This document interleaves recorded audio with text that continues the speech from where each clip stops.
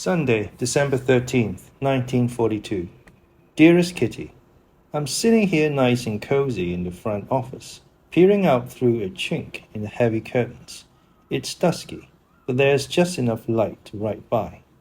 It's really strange watching people walk past. They all seem to be in such a hurry that they nearly trip over their own feet. Those on bicycles whiz by so fast I can't even tell who's on a bike. The people in this neighborhood aren't particularly attractive to look at. The children especially are so dirty you won't want to touch them with a 10-foot pole. Real slum kids with runny noses. I can hardly understand a word they say. Yesterday afternoon, when Margaret and I were taking a bath, I said, what if we took a fishing rod and reeled in each of those kids one by one as they walked by, stuck them in a tub, washed and mended their clothes, and then tomorrow they'd be just as dirty and tattered as they were before, Margaret replied. But I'm babbling. There are also other things to look at: cars, boats, and the rain. I can hear the streetcar and the children, and I'm enjoying myself. Our thoughts are subject to as little change as we are. They're like a merry-go-round, turning from the Jews to food, from food to politics. By the way, speaking of Jews, I saw two yesterday when I was peeking through the curtains. I felt as though I were gazing at one of the 7 wonders of the world. It gave me such a funny feeling, as if I'd denounced them to the authorities and was now spying on their misfortune. Across from us is a houseboat. The captain lives there with his wife and children. He has a small yapping dog. We know the little dog only by its bark and by its tail, which we can see whenever it runs around the deck. Oh, what a shame. It's just started raining and most of the people are hidden under their umbrellas. All I can see are raincoats, and now and again the back of a stocking-capped head. Actually, I don't even need to look. But now I can recognize the women at a glance, gone to fat from eating potatoes, dressed in a red or green coat and worn-out shoes, a shopping bag dangling from their arms, with faces that are either grim or good-humored, depending on the mood of their husbands. Yours, Anne. Tuesday, December 22nd, 1942. Dearest Kitty, the Annex was delighted to hear that we'll all be receiving an extra £1/4 of butter for Christmas. According to the newspaper, everyone is entitled to £0.5, but they mean those lucky souls who get their ration books from the government, not Jews in hiding like us who can only afford to buy 4 rather than 8 ration books on the black market. Each of us is going to bake something with the butter.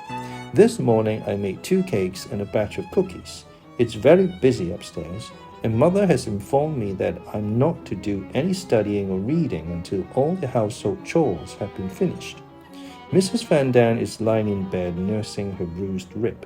She complains all day long, constantly demands that the bandages be changed, and is generally dissatisfied with everything. I'll be glad when she gets back on her feet and can clean up after herself because, I must admit, she's extraordinarily hardworking and neat, and as long as she's in good physical and mental condition, she's quite cheerful. As if I don't hear shh enough during the day because I'm always making too much noise. My dear roommate has come up with the idea of saying shh to me all night too. According to him, I shouldn't even turn over. I refuse to take any notice of him, and the next time he shushes me, I'm going to shush him right back. He gets more exasperating and egotistical as the days go by. Except for the first week, I haven't seen even one of the cookies he so generously promised me. He's particularly infuriating on Sundays, when he switches on the light at the crack of dawn to exercise for 10 minutes. To me, the torment seems to last for hours, since the chairs I used to make my bed longer are constantly being jiggled under my sleepy head.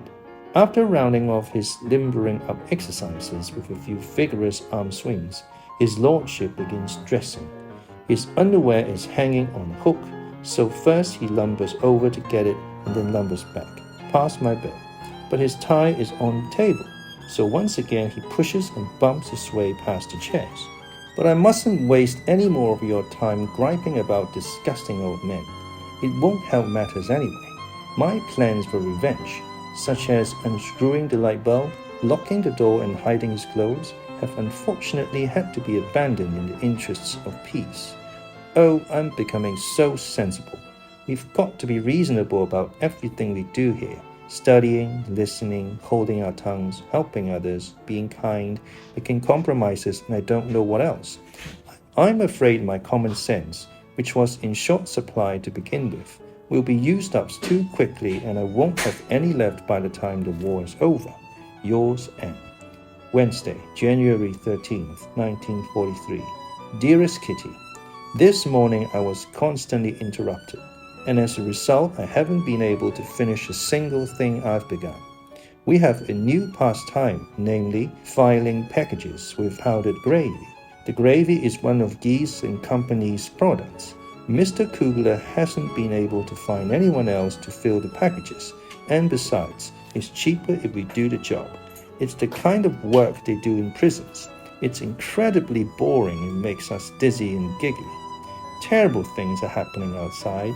At any time of night and day, poor helpless people are being dragged out of their homes. They're allowed to take only a knapsack and a little cash with them, and even then, they're robbed of these possessions on the way. Families are torn apart. Men, women, and children are separated. Children come home from school to find that their parents have disappeared. Women return from shopping to find their houses sealed, their families gone. The Christians in Holland are also living in fear because their sons are being sent to Germany. Everyone is scared. Every night, hundreds of planes pass over Holland on their way to German cities to sow their bombs on German soil. Every hour, hundreds or maybe even thousands of people are being killed in Russia and Africa. No one can keep out of the conflict. The entire world is at war, and even though the Allies are doing better, the end is nowhere in sight. As for us, we are quite fortunate. Luckier than millions of people, it's quiet and safe here, and we're using our money to buy food. We're so selfish that we talk about after the war and look forward to new clothes and shoes, when actually we should be saving every penny to help others when the war is over, to salvage whatever we can. The children in this neighborhood run around in thin shirts and wooden shoes. They have no coats, no caps, no stockings, and no one to help them. Gnawing on the carrot to still their hunger pangs, they walk from their cold houses through cold streets to an even colder classroom. Things have gotten so bad in Holland that hordes of children stop passers-by in the streets to beg for a piece of bread. I could spend hours telling you about the suffering the war has brought, but I'd only make myself more miserable.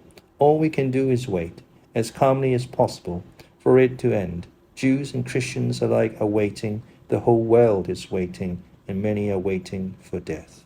Yours, Anne. Saturday, January 30th, 1943.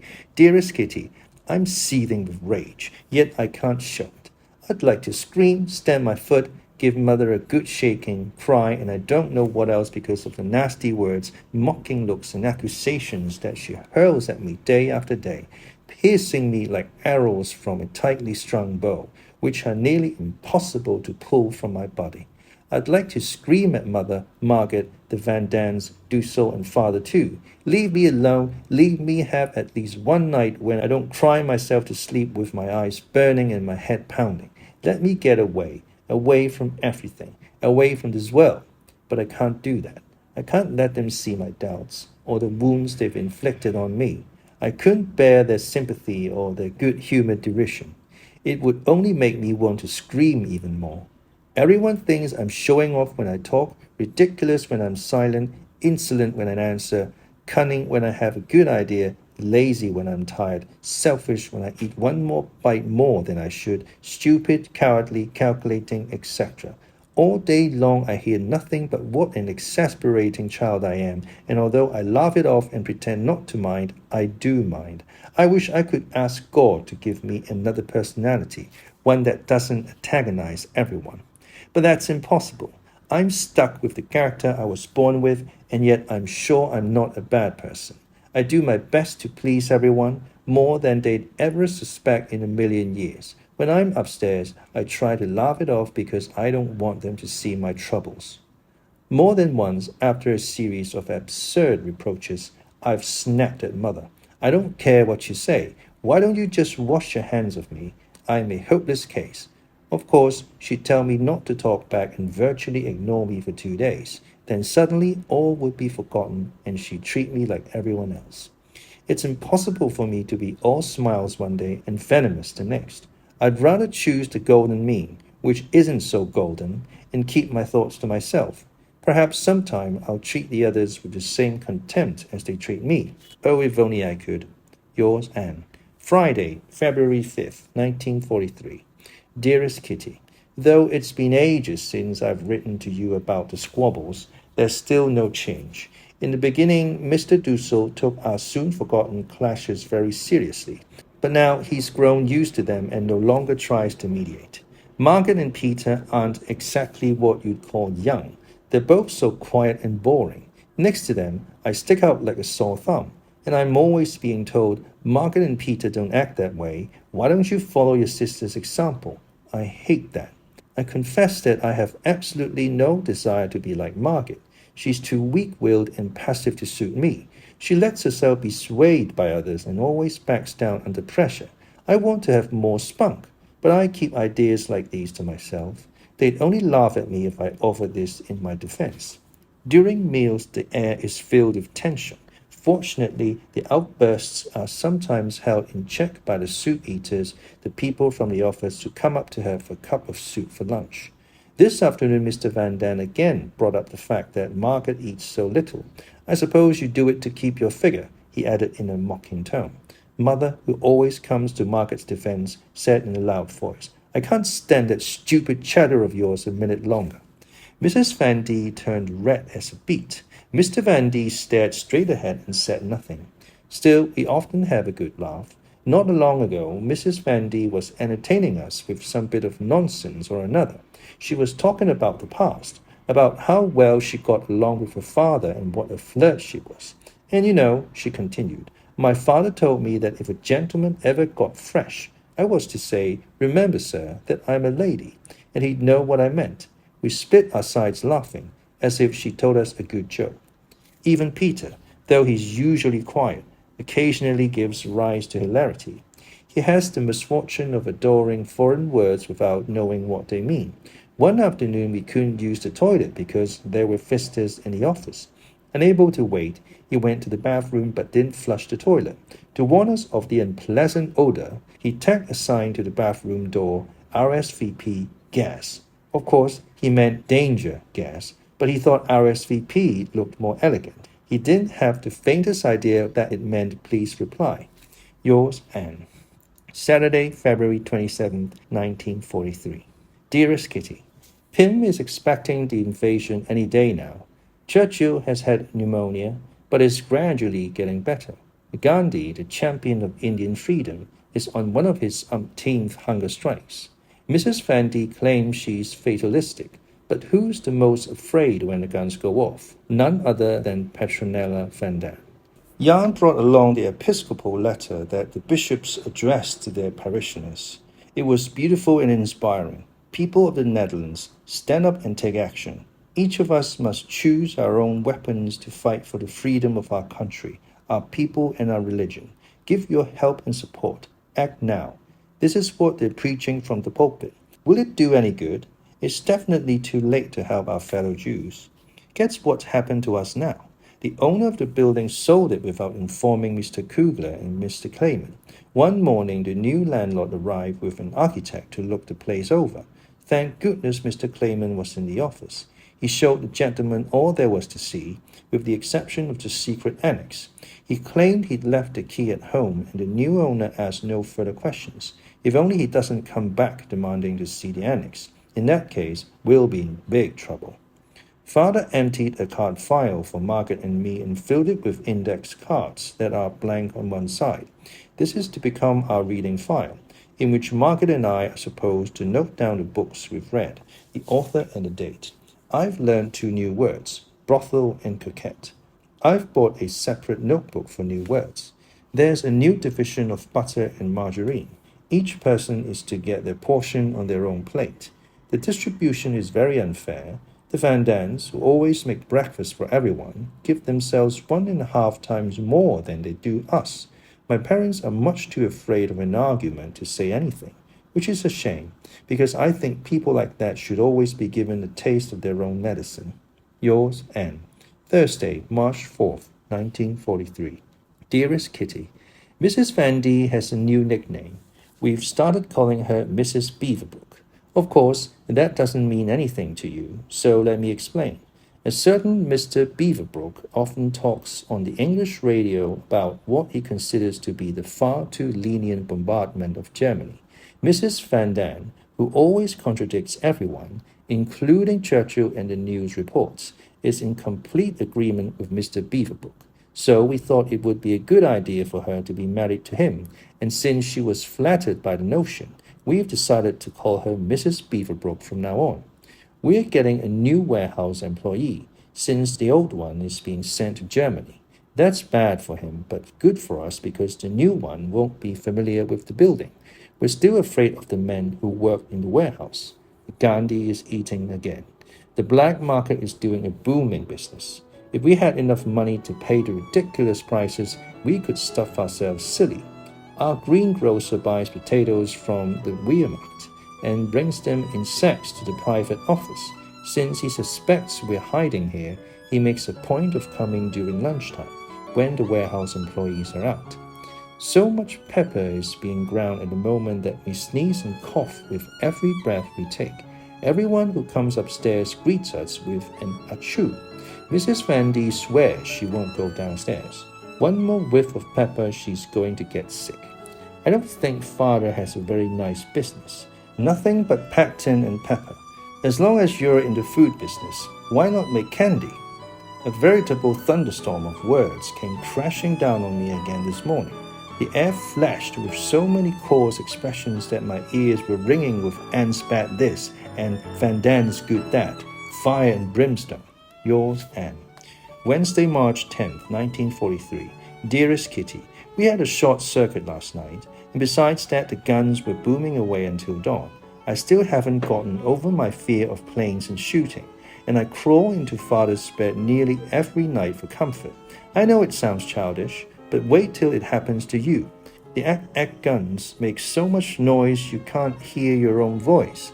Mrs. Beaverbrook, the fatalist, practically burst into tears and said in a timid little voice, "Oh, it's so awful. Oh, the guns are so loud," which is another way of saying I'm so scared. It didn't seem nearly as bad by candlelight as it did in the dark. I was shivering, as if I had a fever, and begged father to relight the candle. He was adamant. There was to be no light. Suddenly, we heard a burst of machine gun fire, and that's 10 times worse than anti-aircraft guns. Mother jumped out of bed and, to Pim's great annoyance, lit the candle. Her resolute answer to his grumbling was, "After all, Anne is not an ex-soldier," and that was the end of that. Have I told you any of Mrs. Van D's other fears? I don't think so. To keep you up to date on the latest adventures in the secret annex, I should tell you this as well. One night, Mrs. Van D thought she heard loud footsteps in the attic, and she was so afraid of burglars, she woke her husband. At that very same moment, the thieves disappeared, and the only sound Mr. Van D could hear was the frightened pounding of his fatalistic wife's heart. "Oh, Putty," she cried, "they must have taken all our sausages and dried beans. And what about Peter? Oh, do you think Peter's still safe and sound in his bed? I'm sure they haven't stolen Peter. Stop being such a ninny, and let me get back to sleep." Impossible. Mrs. Van D was too scared to sleep. A few nights later, the entire Van Daan family was awakened by ghostly noises. Peter went to the attic with a flashlight and, scurry, scurry, what do you think he saw running away? A whole slew of enormous rats. Once we knew who the thieves were, we let Mushi sleep in the attic and never saw our uninvited guests again, at least not at night. A few evenings ago, Peter went up to the loft to get some old newspapers. He had to hold on tightly to the trapdoor to climb down the ladder. He put down his hand without looking, and nearly fell off the ladder from shock and pain. Without realizing it, he put his hand on a large rat, which had bitten him in the arm. By the time he reached us, white as a sheet and with his knees knocking, the blood had soaked through his pajamas. No wonder he was so shaken, since petting a rat isn't much fun, especially when it takes a chunk out of your arm. Yours, Anne. Friday, March 12, 1943. Dearest Kitty, may I introduce Mama Frank, the children's advocate. Extra butter for the youngsters, the problems facing today's youth, you name it. And mother defends the younger generation. After a skirmish or two, she always gets her way. One of the jars of pickled tongue is spoiled, a feast for Mushi and Bosch. You haven't met Bosch yet, despite the fact that she was here before we went into hiding. She's the warehouse and office cat, who keeps the rats at bay in the storeroom. Her odd political name can easily be explained. For a while, the firm Geese and Company had two cats, one for the warehouse and one for the attic. Their paths crossed from time to time, which invariably resulted in a fight. The warehouse cat was always the aggressor, while the attic cat was ultimately the victor, just as in politics. So the warehouse cat was named the German, or Bosch, and the attic cat the Englishman, or Tommy. Sometime after that, they got rid of Tommy, but Bosch is always there to amuse us when we go downstairs. We've eaten so many brown beans and navy beans that I can't stand to look at them. Just thinking about them makes me sick. Our evening serving of bread has been cancelled. Daddy just said that he's not in a very cheerful mood. His eyes look so sad again, the poor man. I can't tear myself away from the book A Knock at the Door by Ina Barker-Budia. This family saga is extremely well written, but the parts dealing with war writers and the emancipation of women aren't very good. To be honest, these subjects don't interest me much. Terrible bombing raids on Germany. Mr. Van Daan is grouchy. The reason, the cigarette shortage. The debate about whether or not to start eating the canned food ended in our favor. I can't wear any of my shoes except my ski boots, which are not very practical around the house. A pair of straw thongs that were purchased for 650 guilders were worn down to the soles within a week. Maybe Meep will be able to scrounge up something on the black market. It's time to cut father's hair. Pim swears that I do such a good job he'll never go to another barber after the war. If only I didn't nick his ears so often. Yours, Anne. Thursday, March 18, 1943. My dearest Kitty. Turkeys entered the war. Great excitement. Anxiously awaiting radio reports. Episcopal. Episcopal. Adjective. Of a bishop or bishops. Pectin. Pectin. Noun. A soluble gelatinous polysaccharide which is present in ripe fruits and is used as a setting agent in jams and jellies.